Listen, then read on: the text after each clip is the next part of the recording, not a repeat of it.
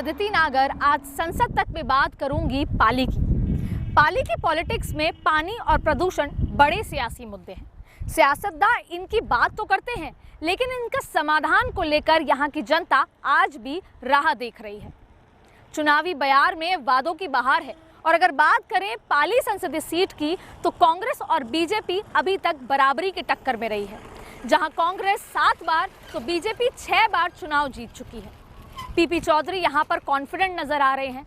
दोनों ही प्रत्याशी यहां पर दूसरी बार मैदान में अपनी किस्मत आजमा रहे हैं और दोनों ही गुटों में आपसी खींचतान भी नजर आ रही है। क्या है पाली की पंचायती, टटोलूंगी मैं अपने सहयोगी लक्ष्मण राघव। ऐतिहासिक नगरी पाली 11वीं शताब्दी में भी व्यापारिक गतिविधियों का केंद्र रही। बांडी नदी किनारे बसे पाली की पहचान आज भी औद्योगिक नगरी के तौर पर है। रणकपुर के ऐतिहासिक जैन मंदिर और प्राचीन सोमनाथ मंदिर देश दुनिया में प्रसिद्ध है। वहीं मुस्लिम समुदाय में मस्तान बाबा की दरगाह की भी अपनी अहमियत है। साथ ही 1857 की क्रांति में विद्रोह के स्वर पाली से भी उठे। जिले के आउआ गांव के ठाकुर खुशहाल सिंह ने विद्रोह का झंडा बुलंद किया था और अंग्रेज अधिकारी का सर काट कर लटका दिया था। सोजत की मेहंदी और पाली की रंगाई छपाई के उद्योग के जिक्र के बिना पाली का परिचय पूरा नहीं होता। यहाँ की सियासत में 1989 के बाद 2 मौकों को छोड़ दें तो भाजपा का ही दबदबा रहा है। भाजपा के गुमानमन लोढ़ा लगातार 3 बार सांसद बने तो पुष्प जैन लगातार 2 बार जीते, तो वहीं 2014 में मोदी मैजिक के दौरान तो भाजपा के पीपी चौधरी ने लगभग एक तरफा करीब 4 लाख मतों से जीत दर्ज की। भाजपा ने एक बार फिर तमाम विरोधों को दरकिनार कर पीपी चौधरी पर दाव लगाया है। तो कांग्रेस ने पिछले चुनाव में हारी मुन्नी देवी के पिता और पूर्व सांसद बद्री जाखड़ को टिकट थमाया है। भाजपा के योद्धा, नाम प्रेम प्रकाश चौधरी, उम्र 66 वर्ष, शिक्षा BSc LLB, राजनीतिक सफर, नामी अधिवक्ता वसुंधरा राजे की यात्रा के दौरान खासे सक्रिय रहे। हालांकि टिकट बाबा रामदेव की सिफारिश पर ही मिला। पहली बार जीत के बावजूद केंद्र में राज्य मंत्री बनाए गए। पाली के पहले सांसद बने जो केंद्र में मंत्री बने। 2 बार सांसद रत्न का अवार्ड। संसद में खासे सक्रिय, बेहद हाईटेक ऑफिस, सोशल मीडिया का प्रभावी उपयोग, मंडल स्तर तक व्हाट्सएप कनेक्टिविटी, अधिवक्ता रहे हैं। इसलिए अपनी उपलब्धियों को गिनाने के बेहद शौकीन। दिल्ली में पत्रकार इस बात को लेकर कन्नी काट जाते हैं, हालांकि विषयों को लेकर अच्छी पकड़। कांग्रेस के सूरमा, नाम बद्री जाखड़, उम्र 67 वर्ष, शिक्षा साक्षर, राजनीतिक सफर, पंचायत समिति के सदस्य रहे। 2004 में कांग्रेस के टिकट पर जोधपुर से चुनाव लड़े और करीब 4 लाख वोट भी लिए, लेकिन दिल्ली नहीं पहुंच पाए, चुनाव हार गए। 2009 में पाली से कांग्रेस के टिकट पर सांसद चुने गए। 2014 में खुद की जगह अपनी बेटी को टिकट दिलाया, पर बात नहीं बनी। 2019 में कांग्रेस ने फिर दाव लगाया है। अशोक गहलोत के बेहद खास मदेना परिवार से दूरियों की चर्चा। पाली संसदीय सीट पर हुए उपचुनाव को भी जोड़ लें तो अब तक 8 बार कांग्रेस का परचम फहराया, तो 6 बार भाजपा का कमल यहाँ खिला है। कांग्रेस से मूलचंद डागा 3 बार सांसद बने, तो भाजपा से गुमानमन लोढ़ा लगातार 3 बार चुनाव जीते। पाली की पॉलिटिक्स का एक किस्सा देश भर में आज भी याद किया जाता है। जी हाँ, यहाँ एक सांसद नगर पालिका के पार्षद का चुनाव हार गए थे। जरा सुनिए तो क्या था पूरा माजरा।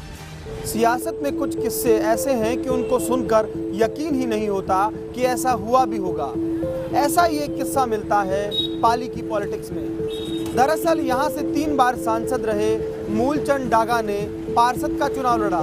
जी हाँ, सुनने में थोड़ा अजीब लगता हो, लेकिन उन्होंने ये फैसला इसलिए किया कि उन्हें लगता था कि सांसद से ज़्यादा पावरफुल म्यूनिसिपल चेयरमैन है और इसीलिए चुनाव लड़ गए। लेकिन जनता तो जनार्दन है। सांसद जी का ये फैसला जनता को पसंद नहीं आया और जनता ने एक सिटिंग MP को पार्षद का चुनाव हरा दिया। कहते हैं इस हार से मूलचंद डागा बड़े व्यथित हुए और करीब 6 महीने बाद उनका देहांत भी हो गया। हालांकि ये बात भी सही है कि मूलचंद डागा ने पाली में खूब विकास के काम भी कराए हैं और उनकी अच्छी खासी इज्जत भी है, लेकिन एक पॉलिटिकल मिस्टेक ने कहीं ना कहीं उनके पूरे पॉलिटिकल कैरियर पर एक दाग लगा दिया था। पाली पॉलिटिक्स की स्टडी। कुल मतदान केंद्र 2236, कुल मतदाता 21,42,071। कास्ट पॉलिटिक्स, सीरवी मतदाताओं की अच्छी खासी तादाद। अनुसूचित जाति के मतदाता भी महत्वपूर्ण, जाट राजपूत मतदाता निर्णायक। कुल विधानसभा क्षेत्र 8, 5 विधानसभा क्षेत्र पाली जिले से तो 3 विधानसभा क्षेत्र जोधपुर जिले के शामिल। 2014 के चुनाव में पीपी चौधरी ने क्लीन स्वीप करते हुए किसी भी विधानसभा क्षेत्र में कांग्रेस को बढ़त नहीं लेने दी। 2018 विधानसभा चुनाव के परिणामों के बाद 8 विधानसभा सीटों में से 4 में भाजपा विधायक हैं, 2 कांग्रेस, 1 निर्दलीय और 1 आरएलपी के खाते में है। हालांकि प्रदेश में कांग्रेस सरकार के बाद भी पाली जिले में कांग्रेस खाता तक नहीं खोल पाई। वहीं पाली और पाली विधानसभा सीट तो कांग्रेस के लिए दूर की कौड़ी बन गई है। लगातार वहां भाजपा का कमल खिल रहा है। ज्ञानचंद पारिक और पुष्पेंद्र सिंह तो अपराजय योद्धा से बनते जा रहे हैं। दावे दोनों के। भाजपा के प्रत्याशी और केंद्रीय मंत्री पीपी चौधरी दावा करते हैं कि मेरा लगातार 5 साल जनता से जुड़ाव रहा, विकास पर फोकस रखा। आइए डालते हैं एक नजर किन कामों को सांसद जी बता रहे हैं उपलब्धि। करीब 200 करोड़ से मेडिकल कॉलेज शुरू करवाने का दावा, 2 सेंट्रल स्कूल खुलवाने की बात, सड़कों की सूरत बदलने का दावा, 10,000 करोड़ से अधिक के काम स्टेट और नेशनल हाईवे पर खर्च, गांव ढाणी को सोलर लाइट से जगमग करने का दावा, अपनी राशि से करीब 2 लाख महिलाओं का बीमा कराने का दावा। पीपी चौधरी कहते हैं कि मैंने 5 साल में जो काम करवाए वे पाली में कभी नहीं हुए। जनता के सुख दुख में शरीक रहा, इसलिए जनता मेरे साथ। पाली की जनता सांसद चुनने के लिए पाली की जनता देखती 2 बातें। एक बात तो ये है कि लगातार 5 साल तक उनके बीच में रहना। मैंने पाली लोकसभा क्षेत्र की कोई भी पंचायत नहीं छोड़ी, हर पंचायत में गया और जन सुनवाई भी की, ऑफिसर को भी साथ लेके गया। तो ये है कि जनता से जुड़ाव रहा, उनके दुख दर्द को सुना, उनकी समस्याओं का निराकरण किया।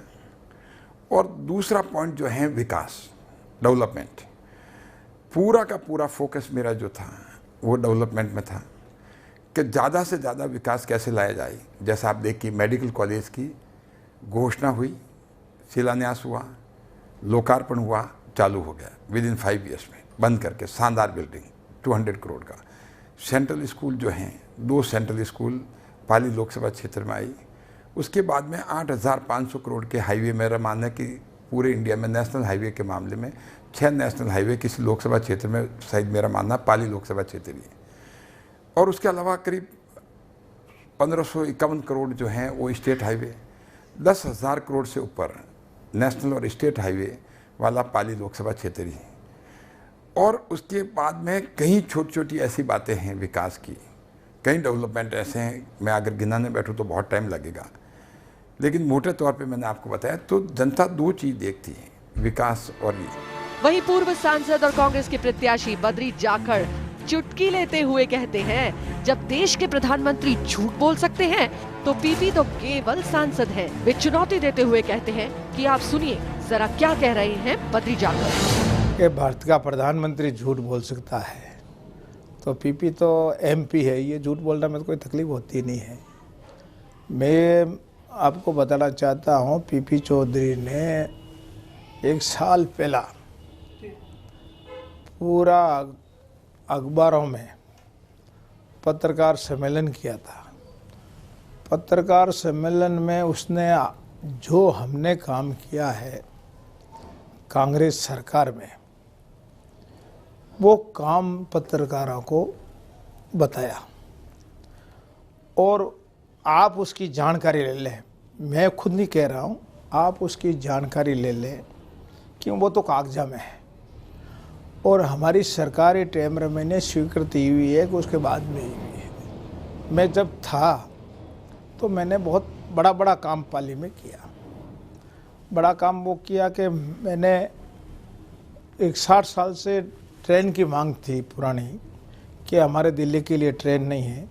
रानीखेत एक्सप्रेस मैंने जोधपुर से चालू करवाई दिल्ली के लिए। मैं जनता की मांग को पूरा किया। लोगों की मांग थी कि हमारे मेडिकल कॉलेज नहीं है, मैं मेडिकल कॉलेज लेके आया। लोगों की मांग थी कि हमारा यूएटी नहीं है, मैं यूएटी लेके आया। लोगों की मांग थी कि हमारी रास्ता बहुत ख़राब है, रोडां बहुत ख़राब है। आज देख लीजिए पाली के चारों तरफ एक हवाई जहाज उतार जैसी रोड़ा बनी हुई है, वो हमारी सरकार ने, हमारी टेमर में किया। आप उसका कागज निकाल लीजिए। फिर आपने इतना किया तो फिर जनता ने हरा क्यों दिया? आपकी बेटी को टिकट दिया। मैं आपको बताना चाहता हूँ, मैं तो जनता हरा नहीं हूँ। हमारे का तो टिकट दिया नहीं है। हाँ, बेटी को टिकट दिया है, बेटी को टिकट दिया, पर जो मोदी का हारने का कारण वो है 15 लाख रुपया। उसने कहा कि मैं हमेशा कांग्रेस में देता हूँ, पर हमके मैं बीजेपी में दूंगा। मैं कारण क्या है इसका बीजेपी के देने का? उसने कहा है कि हमारे 15 लाख रुपया खाता में आएगा भाई। पूर्व सांसद बद्री जाखड़ अशोक गहलोत कैंप के सबसे खास जाट नेता के तौर पर शुमार होते हैं। बद्री जाखड़ का ठेठ ग्रामीण अंदाज में एक वीडियो वायरल हुआ है जिसमें कहते हैं सरकार हमारी है, मजा करा दे स्या। जब अशोक गहलोत को लेकर उनके बयान को लेकर पूछा गया तो बद्री जाखड़ ने कहा इसमें गलत क्या है, वे हमारे मुखिया हैं, लेकिन संगठन के मुखिया तो सचिन पायलट हैं। तो बद्री जाखड़ ने कहा कि तभी तो उनका कद बढ़ रहा है, अन्यथा उप मुख्यमंत्री तो कई रहे हैं। हमारी सरकार आ रही है और अशोक गहलोत जी ने खुद ने कहा है, मैं नहीं कह रहा हूँ, अशोक गहलोत जी ने खुद ने कहा है पाली में, जब मैं फार्म भरा था तो कहा भाई आप पाली की जनता, आपका एमएलए एक भी नहीं जीता हुआ है, अभी आप इसको काम जीता हो, मैं इसका काम जो भी है पाली का, मैं पाली को ऐसे नहीं रहने दूंगा, मैं विकास करूंगा पाली का। तो मैं तो गहलोत जी हमारा नेता कह रहा है तो हमारे में कहना में तो कोई तकलीफ होनी नहीं चाहिए। तो हमने ये कह दिया कि हमारी सरकार आएगी तो मैं आपका काम का लावा ले रहा दूंगा, मजा ले रहा दूंगा। ये बात हमने की है। तो काम तो करेंगे नहीं, हमारा नीति काम करने का है। और सचिन पायलट नाराज नहीं हो जाएंगे आप अशोक गहलोत की इतनी तारीफ कर रहे हो तो? देखो मैं आपको बताना चाहता हूँ, तारीफ होती है, हमारे सचिन पायलट भी कोई हमें उससे नाराज नहीं है, न कोई मैं अशोक गहलोत जी से नाराज हूँ। पर अशोक गहलोत जी जो विकास की कड़ी में कड़ी से कड़ी जोड़ रहा है, नहीं तो सरकार का मुखिया तो वही है। तो मुखिया की आज हमारे राहुल गांधी जी मुखिया है, पर संगठन का मुखिया तो सचिन पायलट हुए। तो संगठन की बात मान रहे नहीं? क्यों, कौन नहीं मान रहा संगठन की बात? ये बताइए आप। संगठन जब भी तो सचिन पायलट जी का कद ऊपर है, संगठन है जब भी तो, ये कद नीचे हो जाता। आप मैंने बताइए उप मुख्यमंत्री कई रह चुके हैं, पर हमके इसके पास में उप मुख्यमंत्री और संगठन दो है उसके पास में, जब इसका कद बढ़ रहा है। यहाँ उप मुख्यमंत्री तो पहले बहुत रह चुके हैं। पीपी पलटवार करते हुए कहते हैं कि बद्री जी की फितरत कांग्रेस की है और कांग्रेसी झूठ बोलते हैं। ये नेहरू जी के समय से ही करते आ रहे हैं, अब आम आदमी जागरूक हो गया है। कांग्रेस की फितरत जो रही है वो हमेशा रही है कि उनको पता है कि कुछ कर नहीं सकते, लेकिन इलेक्शन के टाइम में हमेशा इन हथकंडों का वो सहारा लेते हैं, झूठ का सहारा लेते हैं और गलत वादे करते हैं। गलत वादे तो उनके मैं ये बता दूं कि 5 साल जब वो सांसद रहे, उनके क्षेत्र में आप जाके पूछ लीजिए, हर जने को कह दिया कि मैं सांसद कोष से दे दूंगा और इतने झांसे दिए। अब वो लोग जब जाते हैं एरिया में, क्षेत्र में, सबसे पहले उन्होंने पूछते हैं कि आप यहाँ पर पैसे बोल के गए, आप क्या के गए, वो कहाँ पैसा। तो अब उनके लिए मुश्किल हो रही है। और यही नहीं, आप देखिए राहुल गांधी ने राजस्थान विधानसभा के चुनाव के पहले ये कहा था कि मैं 10 दिन के अंदर सारे बेरोजगार युवाओं के खाते में 3500 रुपये डाल दूंगा। मैं अभी जाके पूछा, युवाओं को पूछता हूँ, मैंने कहा अभी कोई हाथ खड़ा करके बताएं किसी के पैसे आए हैं क्या? साहब किसी के नहीं आए। मैंने कहा किसान कोई हाथ खड़ा करके बताएं, जो 58 लाख किसानों को उन्होंने कहा कि 99,000 करोड़ रुपये जो हैं वो किसानों का कर्जा है, पूछा किसी के खाते में पैसे आए? एक पैसा भी किसानों के खाते में नहीं आए। तो कहने का मतलब है कि बद्री जी की भी वही फितरत है जो कांग्रेस की है, वो असली कांग्रेस हैं और असली कांग्रेस हमेशा झूठ बोलता है। और चुनाव के वक्त 2 महीने के पहले ये काम वो कांग्रेस शुरू कर देता है। 2 महीने के पहले इनका कल्चर अभी से नहीं है, इनका तो नेहरू जी के टाइम से है। जब भी इलेक्शन आते हैं उसके पहले 2 महीना पहले शुरू कर देते हैं। लेकिन अब इनके लिए एक बहुत बड़ा चैलेंज ये है, विडम्बना ये है इनके लिए कि आम आदमी जागरूक हो गया। कांग्रेस का सबसे बड़ा दुश्मन आम आदमी मतदाता की जागरूकता है। पीपी चौधरी सोलर लाइट्स को अपनी बड़ी उपलब्धि बताते हुए कहते हैं कि गांव ढाणी अंधेरे में डूबे हुए थे, सोलर लाइट्स ने पाली की दशा बदल दी है। करीब 50,000 से ऊपर सौर ऊर्जा लाइट है। 400 किलोमीटर, एक पॉइंट से दूसरे पॉइंट तक 400 किलोमीटर का एरिया है, जिसमें लगभग करीब 2300 बूथ हैं। कोई भी बूथ ऐसा नहीं होगा जहाँ भी सौर ऊर्जा लाइटें नहीं होगी मिनिमम। तो पूरा जो इलाका, जब मैं 2014 में आया तो मैं रात को गलियों में घूमा। चुनाव के दौरान रात को 8 बजे से 10 बजे तक घोर अंधेरा था और जो हमारी मातृशक्ति थी, हमारी बेटियां थी, बहनें थी और माताएं थी, वो रात को बाहर नहीं निकलती थी, क्योंकि उनको हमेशा ये भय रहता था, डर रहता था। आप जाके देखिए उस गांव को, सेदरिया को, रात को उनकी लाइफ, रात को लगता है कि मतलब बाहर बैठ करके सब आराम से बातें कर रहे हैं और लगातार ऐसा लगता है कि दिन है। वहीं पूर्व सांसद बद्री जाखड़ कहते हैं कि यही उनकी हार का कारण बनेगा, क्योंकि सोलर लाइट्स की बैटरियां चोरी हो रही है और हर घर में लगा नहीं सके। एक सोलर लाइट, कौन सी सोलर लाइट? एक एजेंसी बनी हुई है और एजेंसी से वो मैंने बैटरियां लगी हुई है, लोग तो बैटरियां खोल के ले गए। आज आप जानते हो लाइट को तो आज चोरियां तो इतनी होती है, तो बैटरी कौन रखेगा? सोलर लाइट तो कोई मतलब ही कोई नहीं है लगाना। 10 घरों में लगा दी तो लाडला नाराज हो गए। इस बार हारने का मुद्दे ही है सबसे बड़ा इसका सोलर लाइट का है। इसकी कमजोरी सोलर लाइट है। क्यों? सबको तो वो लगा नहीं सकते हैं। गाँव में 10 लाइट लगा दी तो गाँव में कोई 10 घर थोड़ा ही है, क्या तो 100 है, 500 है, 10,000 है, 2,000 है। तो मेन कारण इसका हारने का यही है कि एक को लगा दी, 10 नाराज हो गए। 8 साल की उम्र में स्कूल का मुंह देखने वाले पीपी चौधरी ने किसानी भी की है तो पशु भी चराए हैं।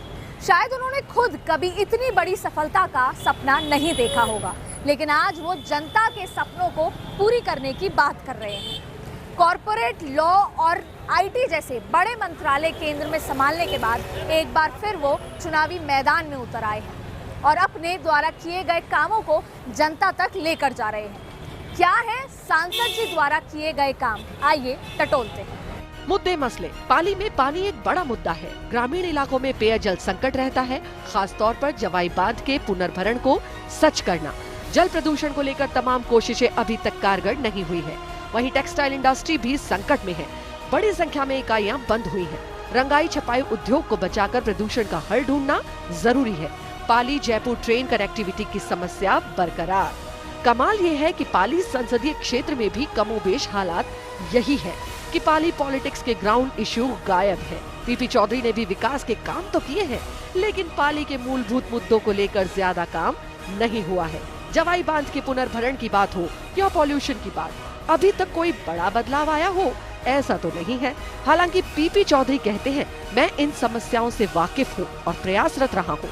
उम्मीद है तस्वीर बदले। जवाई बांध का पुनर्भरण मेरी प्राथमिकता रहेगी।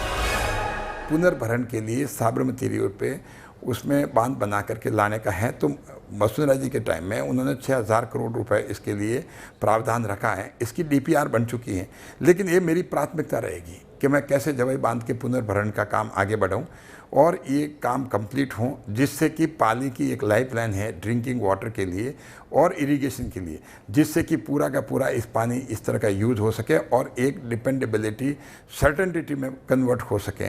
तो ये मेरी प्राथमिकता रहेगी। और दूसरा जो इशू है सेकंड है वो है पाली का इन्वायरमेंट का, पॉल्यूशन का जो है प्रॉब्लम, ये अभी नहीं, ये कांग्रेस की जड़ है। कांग्रेस ने शुरू में आज 40 साल से पॉल्यूशन की प्रॉब्लम डंस झेल रहा है पाली।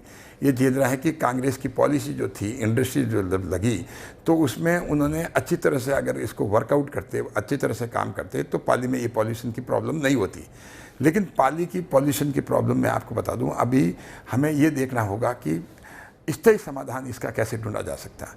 तो स्थायी समाधान है, उसके लिए हम काम करेंगे। और मेरा मानना है कि अगले 5 सालों में पाली की ये पॉल्यूशन की प्रॉब्लम भी जो है वो इरेडिकेट हो जाएगी, और जिससे कि किसान भी खुशहाल होगा और इंडस्ट्री भी जो है आगे ग्रोथ करेगी।